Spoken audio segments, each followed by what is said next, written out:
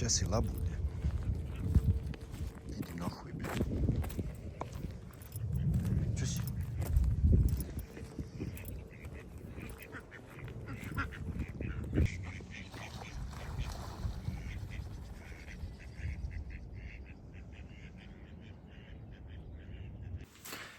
Najlakši način da izmeriš dubinu u feeder ribolovu na mjestu na kojem zabacuješ hranilca nije to što misliš. Definitivno nije to što misliš. Većina će ti reći uzmi, zabaci, ne znam, hranilicu, pa broji okretaje, broji sekunde koliko propada do dna i tako dalje. Odmah ću ti reći u startu da to ne valja. Ne valja, prijatelju. Tu je fulanje, nije ni u metar, možda i u 2 metra fulaš. Zato što većina ljudi nema taj osjećaj, moraš zabaciti najmanje 2 miliona puta, tako da mogu osjećajno skontat koliko treba vremena hranilci da propadne do dna. Znači 100% neispravan način. Mnogi će se sad bunt, ali je tako. Koja je to stvar s kojom ćeš tačno u milimetar da izmjeriš dubinu na kojoj ti je hranilca? To je jedna stvar koju nijedan fideraš neće lako da uzme u ruku, a nije ona stvar na koju misliš. Možda je to jedina stvar koju će jedino tad fideraš uzeti u ruke, a ta stvar se zove kako? Plovak. Plovak, druže. Evo gledaj sad. Prva i osnovna stvar što ti treba, to je jedan dobar plovak. Plovak, prijatelj. 10 do 15 grama. Teži. Provučeš osnovni najlon.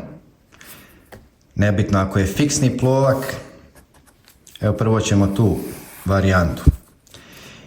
Provučeš najlon i dole na dnu navežeš jedno olovo. Ko kaže na mom bolovu, ide na blokadu. I to ti je sva filozofija, prijatelju. Ovo. Možeš zabaciti 30 metara bez problema. Ako trebaš da zabacuješ dalje na 50 metara, uzmeš klizni plovak ili leteći plovak. Sa prolaznom imaš onaj čvorić gore s kojom regulišeš dubinu. Šta dalje radiš? Ako ti je ovo ovdje, na primjer, ovdje stojiš ti kao glavni ribolovac i bacaš štap. Ovdje ti je početak rijeke, na primjer. Ovo ti je dno, ovo si ti. Frkneš plovak prvi put maksimalno koliko možeš zabaciti. Jel' tako? Ovdje nam je olovo. Namjestiš neku improvizovanu dubinu za prvi put. Staće ovdje, na primjer, neće doći na dno. Šta sad radiš? Zaklipaš se na roli, znači napraviš klip, izvadiš, povećaš dubinu i zabaciš opet. Kad ti je olovo na dnu, plovak automatski se obara horizontalno i znaš da si na dnu. I to ti je najsigurniji način da tačno znaš na kojoj si dubini.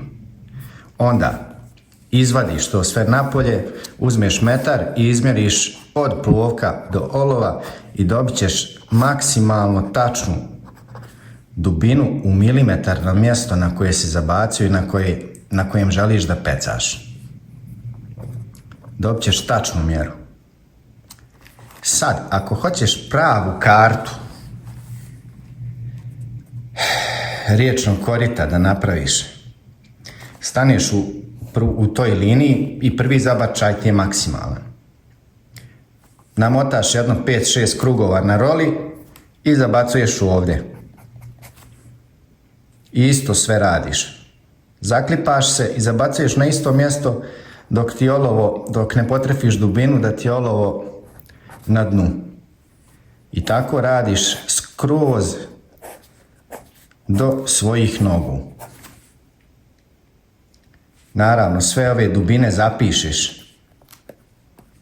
zapišeš na papir i bukvalno možeš napraviti neku svoju određenu razmjeru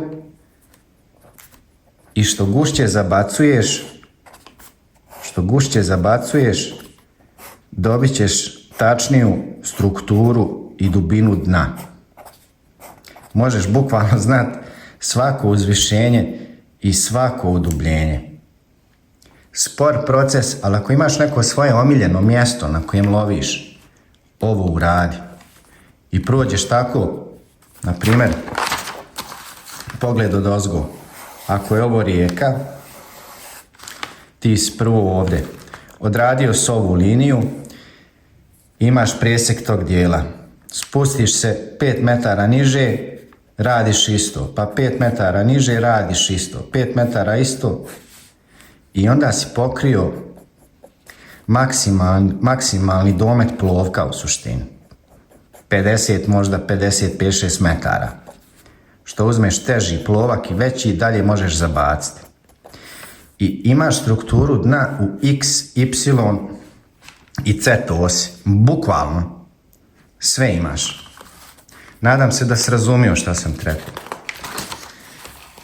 Ako imaš neko jezero, to ti je još lakše. Ako je neko manje jezero, prvo šta uradiš, odeš na Google Maps, pogledaš iz vazduha kako to jezero izgleda. Uzmeš i okvirno nacrtaš na papiru taj oblik. Otprilike nađeš neku sredinu. I onda ideš oko jezera. Ne moraš ići na svaki 5-10 metara, ideš na svaki 20 metara. Ideš skroz u krug.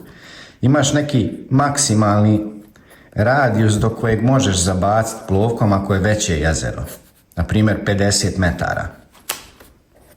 50 metara ti do ovdje. I stari skeniraš dno. Eto, na svaki 20 metara imaš presjek. I znaš u svakom trenutku, ako imaš neko omiljeno jezerce, u svakom trenutku znaš kolika je dubina na osnovu izohipsiji koje si dobio time što si zabacivo plovak. U suštini ovo je video za malo pametnije ribolovce. Kažem pametnije iz razloga što mislim na malo starije koji su išli u školu, imali su matematiku, fiziku, hidrologiju i tako dalje. Znači na osnovu izohipsi koji se odredio dužinom izbačaja plovka i dubinom dobijaš izohipsu koja ide u minus naravno. Dobijaš dubinu. I imaš, znači, komplet, kao da skupio sonar, samo su odradio na mišiće, ali dobio tačniju mjeru od sonara. Ako nećeš da se zajebavaš sa svim ovim, onda odeš kupiš jeftini kineski sonar, bitan ti je samo zbog dubine i zabacuješ ga sa obale isto kao što zabacuješ plovak. Zapisuješ sebi mjere i dobit ćeš tačno skenirano dno. Ako imaš čamac, možeš kompletno jezero da odradiš. Eto, ako sam nekom pomogao u ovom videu, zaprati i lajkuj. I to je to. Svima svega, bitno da se začepi i svaki dan treba biti pametniji. Ćao, braćo po štapu.